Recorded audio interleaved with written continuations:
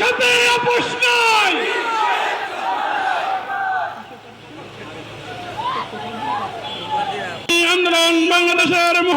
দর্শক, নারীর সাথে আপোষ নাই, পীর সাহেব চর্ম নাই, এই স্লোগান কিন্তু আজকের নতুন না। এই স্লোগান বহু পূর্ব দিনের আগেরই স্লোগান। কিন্তু এই স্লোগান নতুন করে কেন বাধাগ্রস্ত হচ্ছে? এই পিছনে অবশ্যই রয়েছে নতুন কোনো ইস্যু। সেটা হচ্ছে পীর সাহেব চর্মনায়রা আমার মনে হচ্ছে দিন দিন বিবেক সম্পন্ন হচ্ছেন। আসলে কিছু কিছু স্লোগান ইসলামী আন্দোলন বাংলাদেশের স্লোগানের মধ্যে অন্তর্ভুক্ত রয়েছে, যেগুলো আর কি খুব লজিক মুক্ত, যেগুলোর মধ্যে কোনো লজিক নেই। তো নারীর সাথে আপোষ নাই, পীর সাহেব চর্ম নাই, এই স্লোগানটা একটা লজিক মুক্ত স্লোগান। এর মধ্যে কোনো লজিক নেই। কেন লজিক নেই বললাম? কারণ আপনি নারীর সাথে আপদ ছাড়া পৃথিবীতে চলবেন কেমনি? নারীর সাথে আপদ ছাড়া তো আপনি নিজেও আসেননি দুনিয়াতে। নারীর সাথে আপোষ ছাড়া তো আপনার বাবাও দুনিয়াতে আসেনি। নারীর সাথে আপদ ছাড়া তো আপনার সন্তানও দুনিয়াতে আসছে না বা আসবে না। সুতরাং নারীর সাথে আপোষ নাই, পীর সাহেব চর্ম নাই, এটা কথা বলা মোটেও উচিত না। এই স্লোগান তো মোটেও উচিত না। আপনার মাও তো নারী, তার সাথে আপনার আপোষ নাই।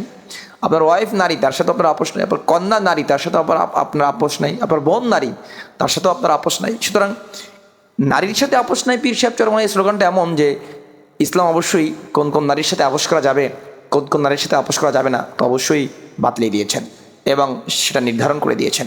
তো ওই নির্ধারিত নারীর সাথে আপোষ করা জায়েজ, আর যাদেরকে ইসলাম আপোষ করতে বলেননি তাদের সাথে গায়রে মাহরাম, তাদের সাথে আপোষ করা জায়েজ নাই।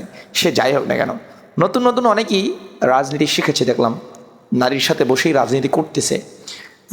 তা এই স্লোগানটা তাদের উপরে হচ্ছে কারেন্ট, বিদ্যুতের মতো কাজ করে। আছে না, ওই মোহাম্মদপুরের একজন আছে না, দেখলাম তো নারীর সাথে বসে মাশাল্লাহ খুব ভালোই কুশল বিনিময় করছে, নারীর হাতে ক্রেস্টও দিচ্ছে মাশাল্লাহ।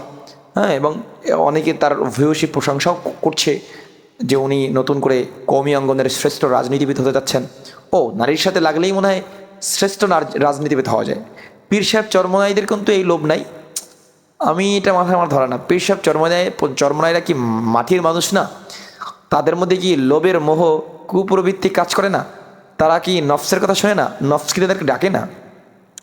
কিন্তু মামুনুল হক গতকালকে, নাম বলে ফেললাম, দুঃখিত, গতকালকে সে একদম রাজনীতি বুঝে ফেললো। আর এই বেচারারা তাদের কি বলা হয় পিতৃকালীন থেকে শুরু করে এ পর্যন্ত রাজনীতি করে যাচ্ছেন।